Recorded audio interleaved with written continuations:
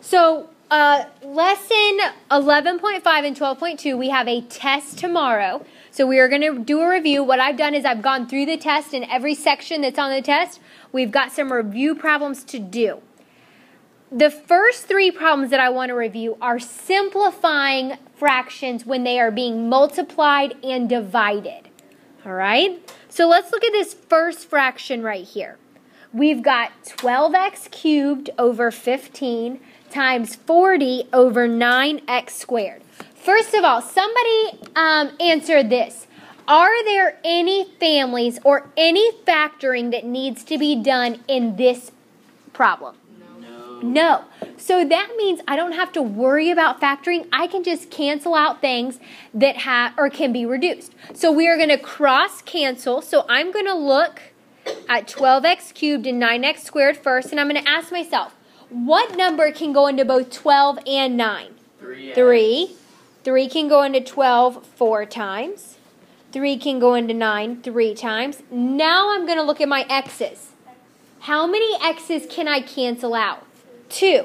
So the 2 here go away. And if I take 2 away from the numerator, I'm left with 1. Now everything there is simplified in those two, well, one numerator, one denominator. So let's look diagonal the other way. 15 and 40. What number can go into 15 and 40? 5.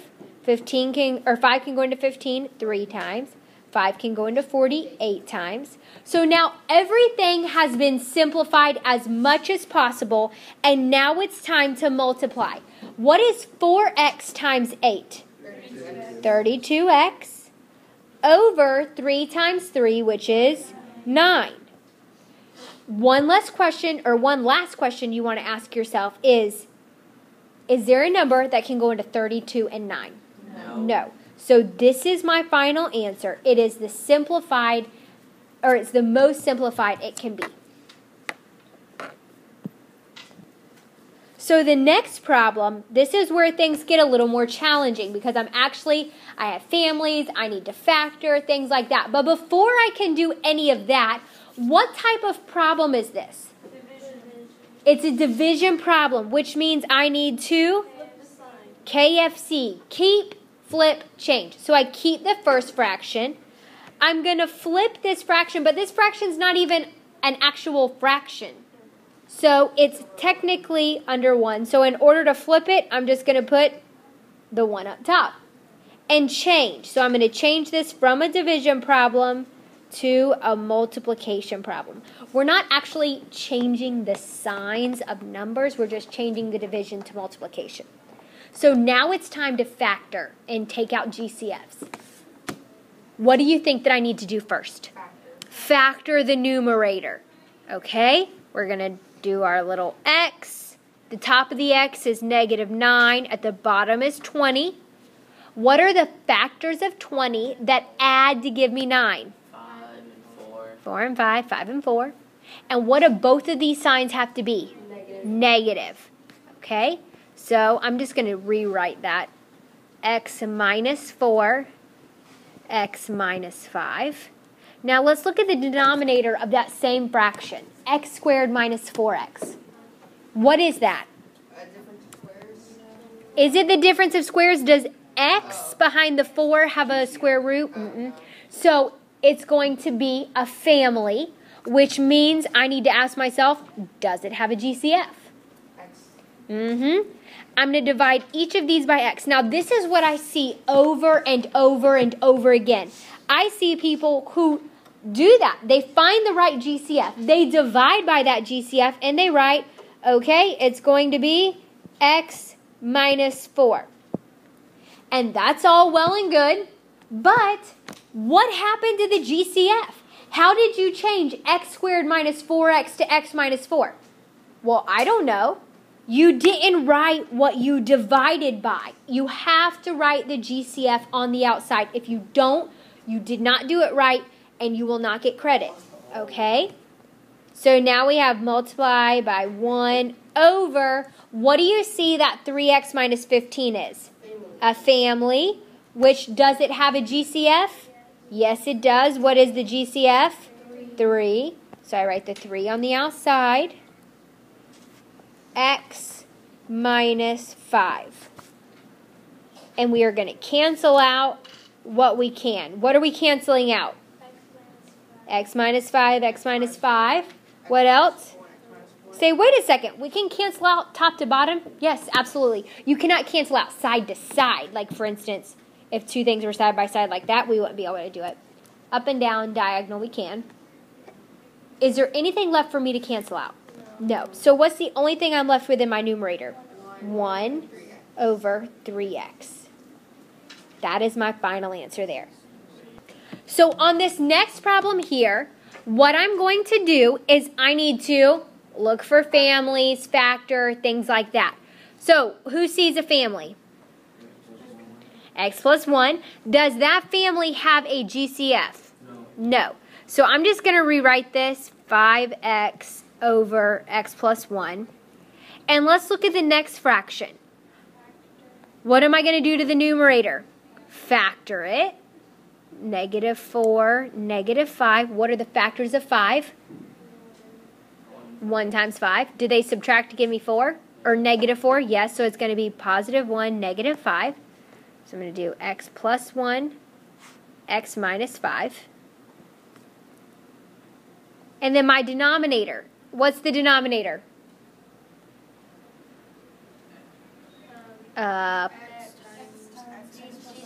Okay, we're going to take out the GCF because it's a family.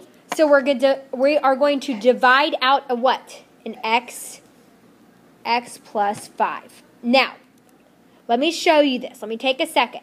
Let's look for identical families. And we have x plus 1, then x and x, right? Here's the mistake that I saw over and over again. People said, oh, x minus 5, x plus 5. Those are opposites, so I'll cancel them out and leave behind a negative 1. And that is not true, okay? The reason why is because this is a true opposite. X minus 5, 5 minus x.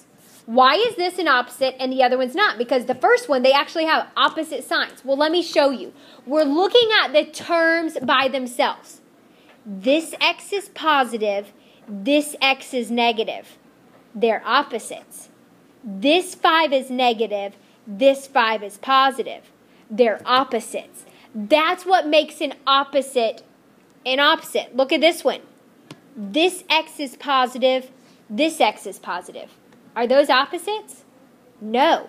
Now, this 5 is negative and this 5 is positive. Those are opposites, but the x's are not. So that does not qualify as something that I can cancel out and leave behind a negative 1. These are just families that aren't the same. So we can't do anything to them. And I'm going to write my final answer as 5 times x minus 5 over x plus 5. And that is my final answer, okay? So the next problems that we're going to do is addition and subtraction problems. What do I know I have to have on addition and subtraction problems that I do not have to have on multiplication and division? Common denominators. So let's look at this first fraction. And before I get too concerned with common denominators, I want to look and I want to see what type of problem I have. What is it? It's a subtraction problem. So let's change signs first, because we remember that every time I have a negative or a minus sign, I need to change the signs behind it. So the 3 is going to become a what? Negative.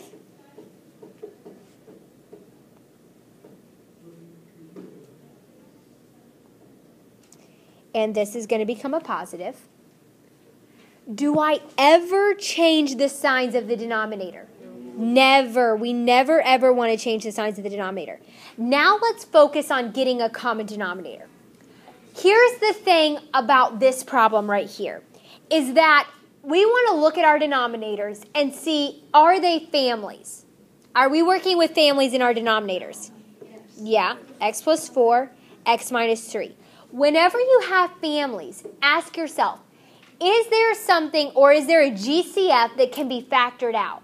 If yes, then you need to do that because most often or more often than not, it is going to take something out and you'll see that they're technically similar and I just need to do one thing to the other fraction. But whenever you look and there is nothing the same in the families, what we need to do is we need to multiply them by each other. So we're going to multiply this first one by x minus 3 and this second one by x plus 4. But whatever I do to the bottom of a fraction, I need to do to the top. So I multiply the numerator by x minus 3 and x plus 4. Now, here's the thing that I saw that caused a lot of problems on the quiz. Is people did this and then they distributed, but they said, oh, I've got families, so I can't add them together. That's not what we do on an addition and subtraction problem. Yeah, we do have families on the denominator, but we're not trying to cancel things out on addition and subtraction. We're actually trying to add them together, okay? So here's something that I can suggest that might help you is once we get common denominators, write it as one fraction. You say, what do you mean by that? Well, let me show you. So here's my denominator, x minus 3 times x plus 4. And I'm going to write my numerators all on this fraction. So I'm going to distribute this 4 to everything right here. And I'm going to get 4x minus 12. Does everybody see where that came from? Then I'm going to distribute this negative 3 to x plus 4, and I'm going to get negative 3x minus 12. That will kind of help you see that, oh, if I've got like terms, I've got to add them. So where do you see like terms? 4x minus 3x, which is 1x. Negative 12 plus negative 12 is negative 24. Over, I keep my same denominator, x minus 3, x plus 4. Do I have a family up top? Yes. Is there a GCF of that family? No. 1. But if I take a 1 out, is it going to change anything? No. So we don't need to do that. So whenever you have whenever you don't have a GCF, I don't have same families, I want to go ahead and box it in. You said, wait a second. Why don't I want a FOIL on the bottom? Well, because factored form is the simplest form. So if I FOIL, I'm taking a step backwards. For instance, if you were to have 1/2 and you said, oh, I'm going to make that 2/4. Well, you just took a step backwards because that's not the most reduced form of 1/2. So that's why we leave it just like this. So on this next problem, again, it's an addition problem, so I need to check. Do I have common denominators? Yeah. But what do I need to do to that denominator? I've got to factor, because remember, factoring is simplest form. And if you leave something not in simplest form, when you get down to the last part of your answer, you're not going to have the correct answer because you haven't factored it. It's not in simplest form. So let's factor x squared plus 6x minus 7. So the 6 goes up top, negative 7 on bottom. What are the factors of 7? 1 times 7. They need to subtract to give me positive 6. So which one's going to be negative? Which one's going to be positive? Negative 1, positive 7. So we have x minus 1, x plus 7. Again, I'm just writing one fraction. Now, look at the numerator. It is x plus 7. When I see x plus 7, do I write 7x? No. On the quiz yesterday, that happened over and over and over. What does 7x insinuate? Multiplication. Does anybody see a multiplication sign in this problem? No. Okay. So we're going to write it x plus 7 because that's exactly what it is. They're not like terms, so I can't add them together and say, oh, x plus 7 is 15. Well, no, it's not. We don't know. Okay? Now, whenever I get that x plus 7 is a family, does anybody see identical families? Yes, x plus 7. But what happens when everything goes away in the numerator? You're left with a 1 over x minus 1. So this is my final answer here because x minus 1 is in the denominator. It cannot move up to the numerator and just say my answer is x minus 1. So it doesn't work like that. Okay? Now let's do the next problem. What is our, well, let's ask ourselves, what type of problem do I have here? Subtraction. So I need to change it to a multiplication, or I'm sorry, not multiplication. We have to change our signs. So this negative is going to become a positive. X is going to become negative. 6 is going to become positive. Now I need to work on a common denominator. What's a good common denominator? 24x squared. If you look at that and you're like, I have no idea how you got that, make a chart. So we would have, let me erase this real quick, 24x and 8x squared. So what we want to do is we want to do upside down division. 24, 2, 12, 2, 6, 2, 3. So the factors of 24 are 2, 2, 2, 3, and x. Then for 8, I'm going to do the exact same thing. 2, 4, 2, 2.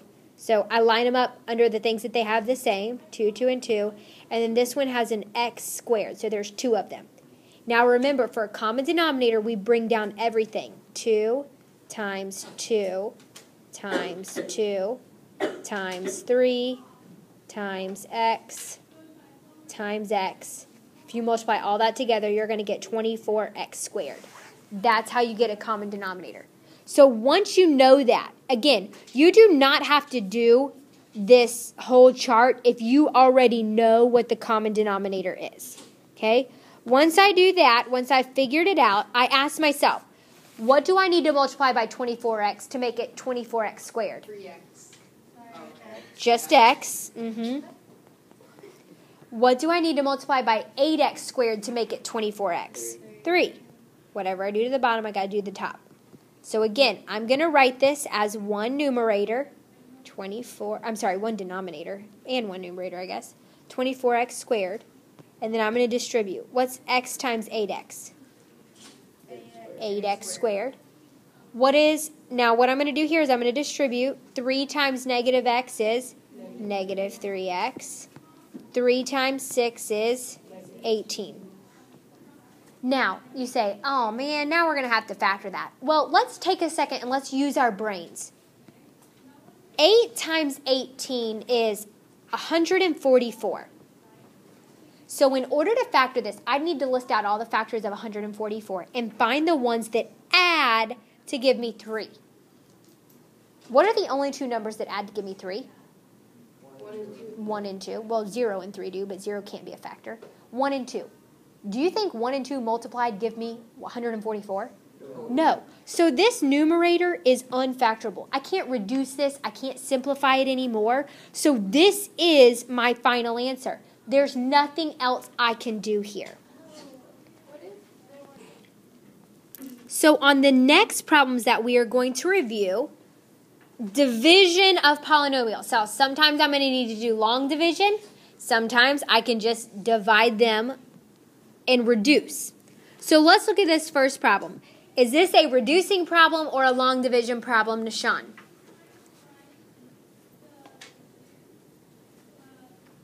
Is this a long division or just a reducing problem? The first one.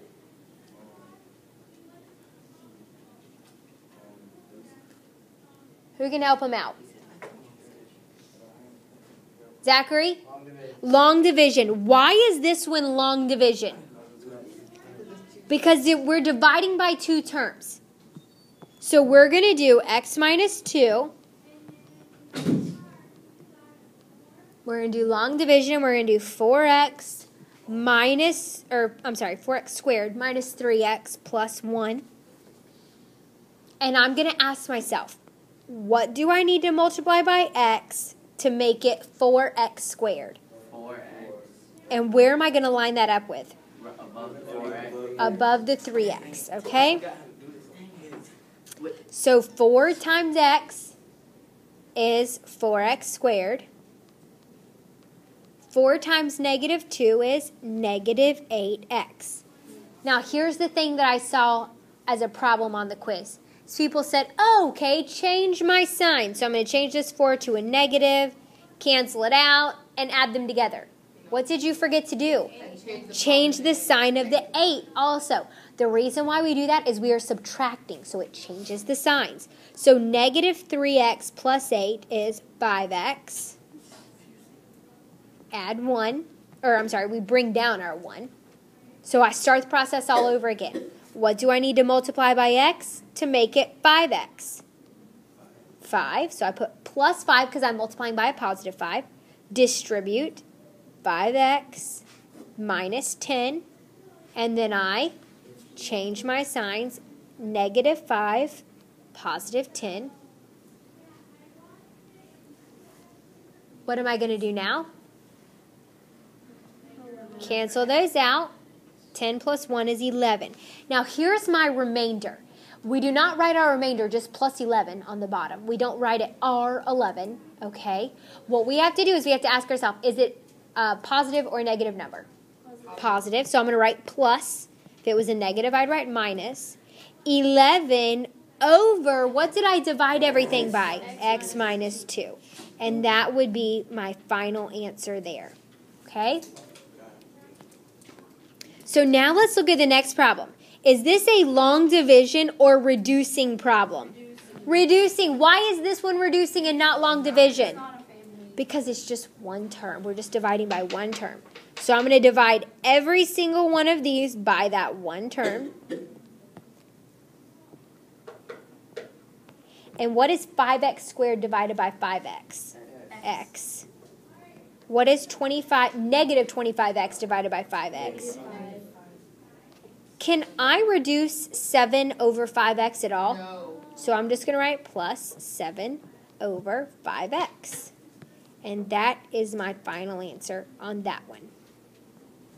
So the next type of problems that we're going to review are multiply using the LCD. Basically what they want us to do is they want us to solve for x.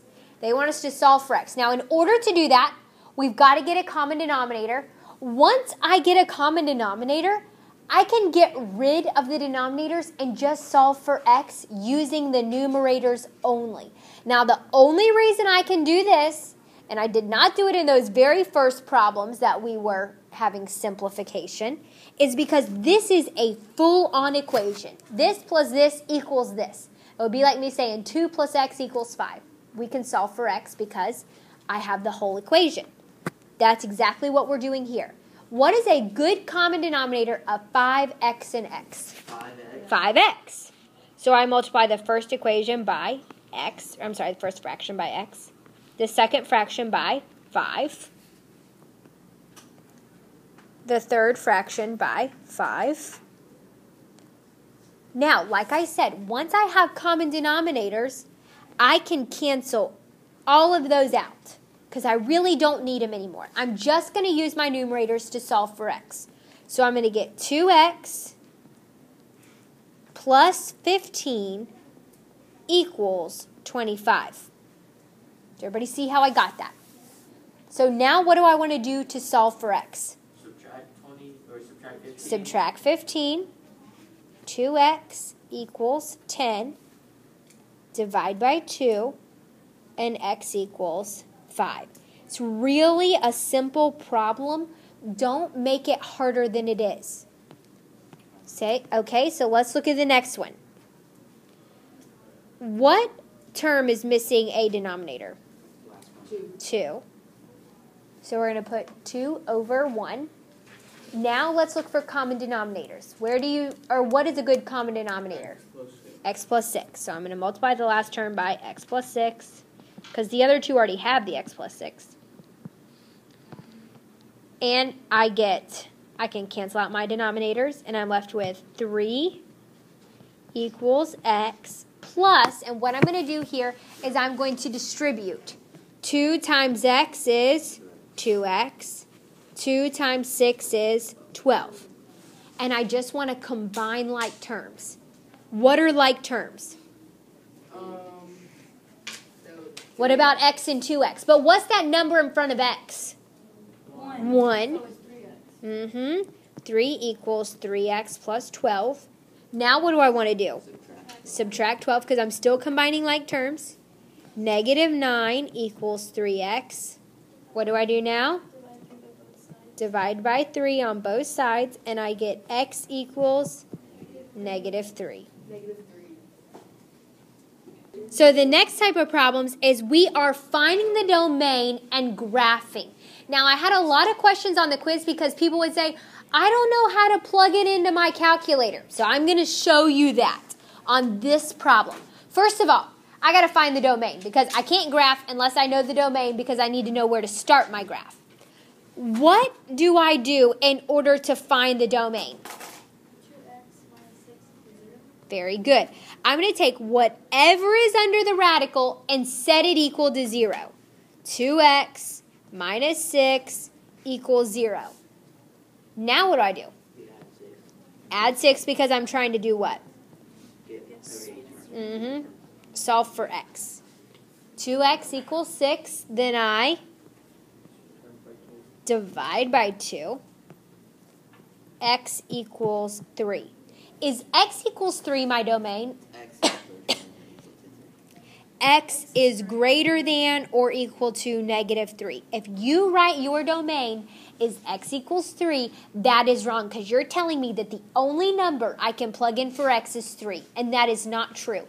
I can plug in any number that is larger than 3 because any number smaller than 3 is going to give me a negative number under the radical, which is an imaginary number, which we do not deal with in Algebra 1. Okay? So now we've got x is greater than or equal to 3. So that tells me where to start my x and y chart. We're going to start it at 3. And I'm going to do two numbers larger, which are 4 and 5. Now here's the part with the calculator.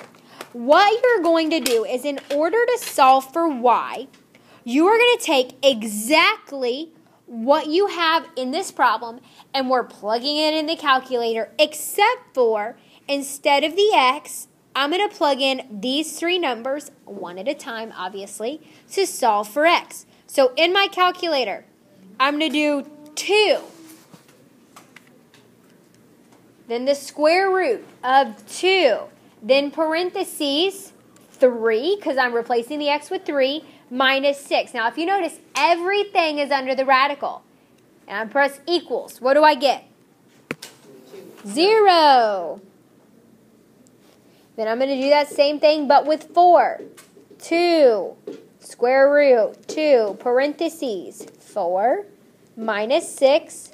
This time this equals 2 times the square root of 2, which is a great answer, except for the fact that that's going to be pretty hard to find on the graph. So what we want to do is change it to a decimal. And I'm going to get 2.8. Round to the nearest tenth. Do not try to round to the nearest whole number.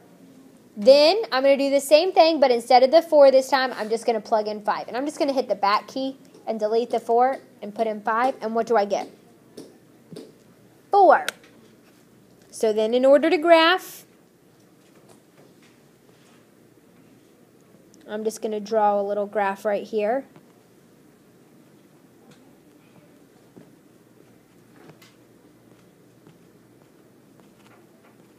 My first point is at 3, 0. So I place my point here. My second point is at 4, 2.8. So almost all the way up to the 3.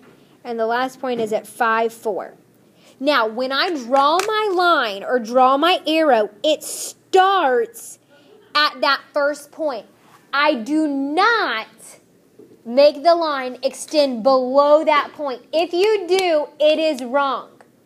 If you draw any amount of that line below that, because we know that the domain starts at 3, and if anything is below that, it's going to be an imaginary number, and we cannot have that. Okay, so this is our answer, how we find the domain and graph. So the last type of problems that will be on your test are simplifying the radicals. So what I know about radicals is I cannot add or subtract them unless I have like terms. Like terms means they have to have the same number under the radical. And I look at all three of those, and they are clearly not the same number. So in order to make them something that I can add or subtract, I'm going to need to simplify. So we're going to do upside down division on anything that can be simplified. So let's start with 24. Upside down division, I get 2, 12, 2, 6, 2, and 3. I find a pair. A pair represents one number that gets to come outside of the radical. So we have 2 times the square root of 6. Then we're going to do 96. So I'm going to do upside down division of 96. 2, 48, 2, 24, 2, 12, 2, 6, 2, 3. I find pairs. They represent one number that gets to come outside. What happens if I have more than one number that gets to come outside? What do I do? Multiply them. So we're going to do minus 4 times the square root of whatever I have left. 2 times 3 is 6. Then lastly, plus the square root of 6. What is the number or the coefficient of the square root of 6? 1. So now what I want to do is I just want to add the coefficients together. Remember, coefficients are just the number outside. So 2 minus 4 plus 1.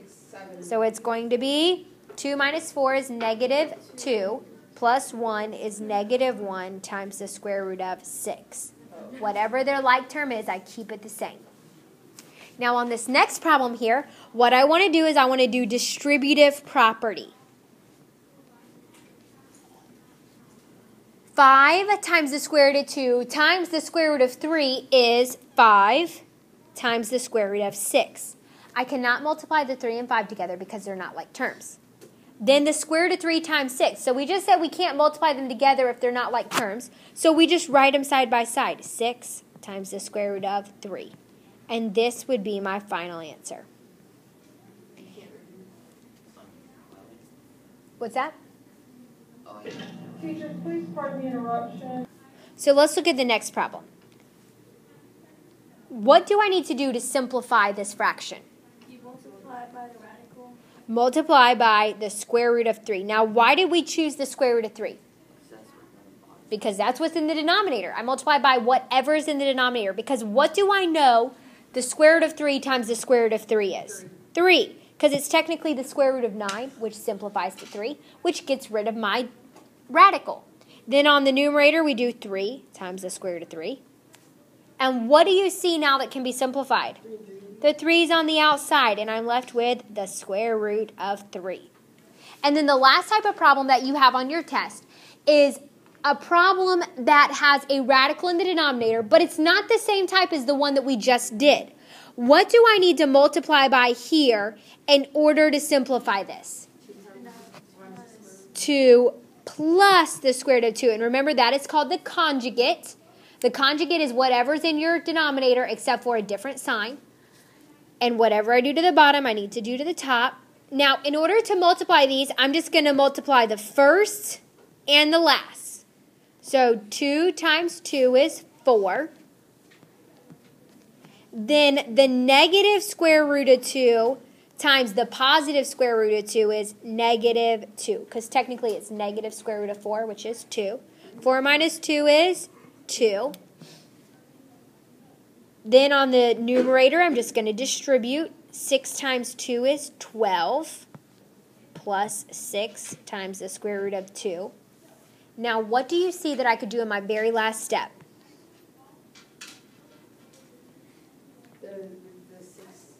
Can I reduce all three of those numbers by the same thing? Yes. Yes. What can I reduce them by? 2. 2 goes into 2 one time, 12 6 times, and 6 3 times. And I'm left with 6 plus 3 times the square root of 2. Now, you can write it over 1, but you don't have to. Can I add the 6 and the 3 together now? No, because they're not like terms. So that is your test review for tomorrow.